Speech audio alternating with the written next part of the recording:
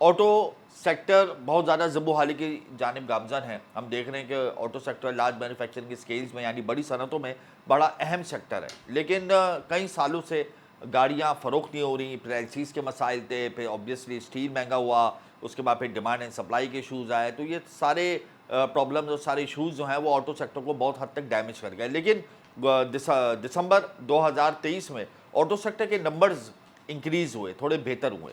अब ये एक्सपेक्टेशन की जा रही थी कि आइंदा आने वाले महीनों में ऑटो सेक्टर कुछ बेहतर हो जाएगा, थोड़ा-सा आगे बढ़ेगा, लेकिन यकदम इक़्तिसादी राब्ता कमेटी ने एक इशू को रेज़ किया और वो इशू था कि टैक्स को बढ़ाया जाए ऑटो सेक्टर पे और उन्होंने एक लिमिट लगाई है कि 1400 सीसी गाड़ी जो है उसके ऊपर से वो टैक्स अप्लाई हो गया, उसकी टैक्स के रेशो में इंक्रीज़ किया है और उसके बाद फिर वो एक और लिमिट लगाई है कि 40 लाख रुपए तक की गाड़ी पर जो है वो ये टैक्स होगा। तो वो क्या है ये? पहले कितना था, अब कितना रेज़ किया है और इससे आप आइंदा आने वाले दिनों में वॉल्यूम क्या देखते हो ऑटो सेक्टर का? अस्सलाम वालेकुम। वालेकुम।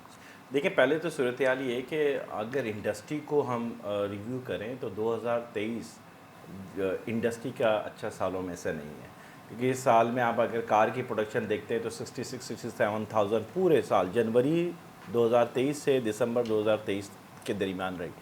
इस वॉल्यूम को बढ़ाने के लिए हमारी इंडस्ट्री पॉलिसीज़ आनी चाहिए, एक सपोर्ट आनी चाहिए। अच्छा, ये इंटर्न गवर्नमेंट है, इसमें था कि यार ये पीरियड अपना निकाल लेंगे, देन नेक्स्ट जो गवर्नमेंट जो आएगी वो बजट अनाउंस करेगी और उसकी प्रिपरेशंस करेगी और उसमें कोई बेहतरी लाएगी।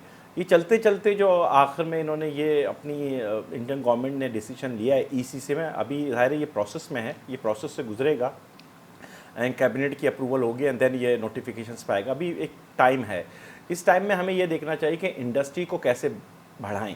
ऑलरेडी 66,000 के वॉल्यूम में अगर आप सेल टैक्स इंक्रीज़ करते हैं, जो कि गवर्नमेंट ने प्रपोज़ किया है इस वक्त कि 4 मिलियन और 4 मिलियन से अबव कार, तो ये ज़्यादातर स्मॉल सेगमेंट्स को हिट कर रही है। स्मॉल सेगमेंट आपकी परचेजिंग पावर ना होने की वजह से ये डिक्लाइन रहा है।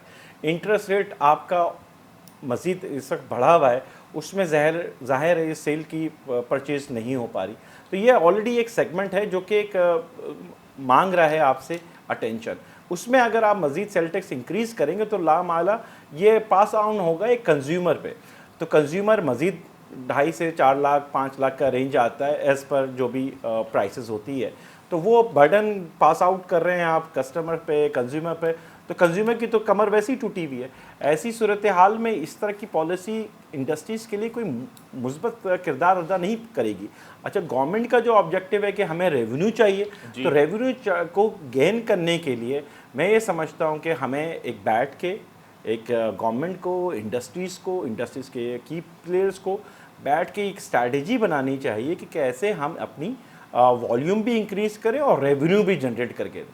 ये दो सिर्फ सेक्टर नहीं होंगे, तीसरा फैक्टर बड़ा इंपॉर्टेंट होगा जो पिछले 2.5 साल में हमने देखा, अनएम्प्लॉयमेंट का। तो ये अनएम्प्लॉयमेंट से एम्प्लॉयमेंट जनरेट भी हो सकती है। अगर इस तरह की पॉलिसी नहीं लाई गई तो अनएम्प्लॉयमेंट तो ऑलरेडी बढ़ रही है, वॉल्यूम गिर रहा है, आप ये ऐड ऑन कर लेंगे, थोड़ा और वॉल्यूम गिर जाएगा, आपका रेवेन्यू का जो टारगेट है शायद वो आप अचीव नहीं कर पाएंगे।